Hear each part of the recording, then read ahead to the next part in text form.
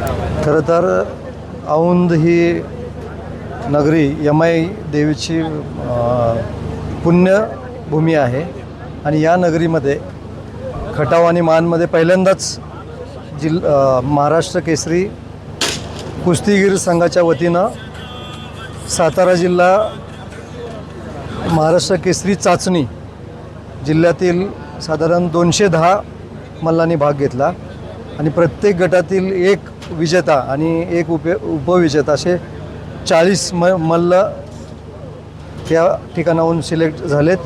खरं तर आमच्या घराला कुस्तीचा वारसा आहे. माझे बंधू सन्माननीय जयकुमार गोरे भाऊ ग्रामविकास मंत्री हे पण कुस्ती खेळत होते. आमचे सर्व मित्र, खरं तर आमचा कुस्तीचा परिवार आहे आणि कुस्ती आमच्या घरातच आहे. त्यामुळं या मान खटावमध्ये कुस्तीगिरांची खाण आहे.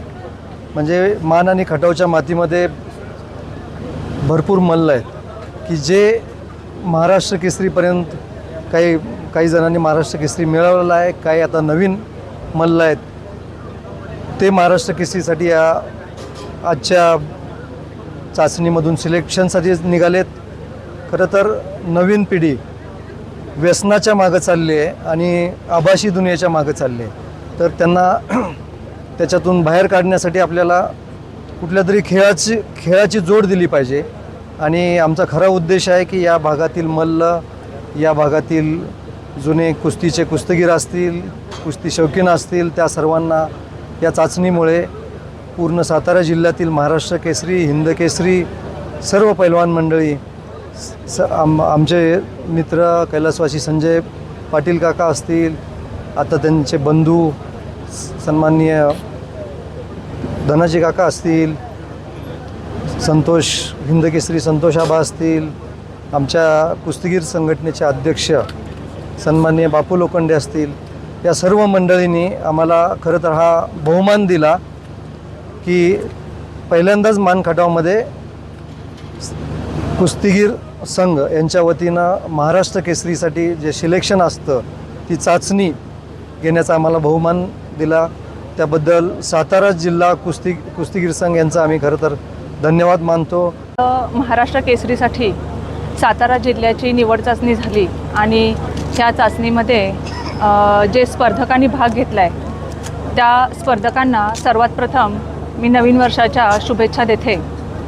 आणि मान खटाव या मातीमध्ये 2026 हे साल सगळ्यांच्या लक्षात राहणार आहे, कारण पहिल्यांदाच या 2026मध्ये मान खटावच्या मातीमध्ये महाराष्ट्र केसरीच्या निवड चाचणीची स्पर्धा झाली आहे. त्यामुळं हे साल तुम्हा आम्हांच्या सर्वांच्या लक्षात राहील. आणि आज 3 जानेवारी आपल्या क्रांतीज्योती सावित्रीबाई फुले यांची आज जयंती आहे आणि आज इथे लेडीज महिला कुस्तीगीर यांची स्पर्धा इथे पार पडली. आणि आज या सावित्रीबाई फुलेंच्या जयंतीच्या दिवशी ह्या ज्या लेडीज इथे स्पर्धेमध्ये ज्यांनी भाग घेतला आणि त्यांनी जी इथे कुस्ती आम्हाला दाखवली ती खूप मोठी भाग्याची गोष्ट आहे. आणि त्या ज्या इथे खेळल्या त्या फक्त शक्य झालं आहे ते सावित्रीबाई फुलेंमुळं.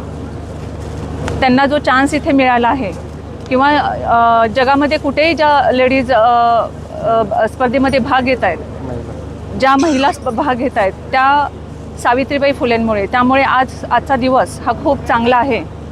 आणि महाराष्ट्र केसरीच्या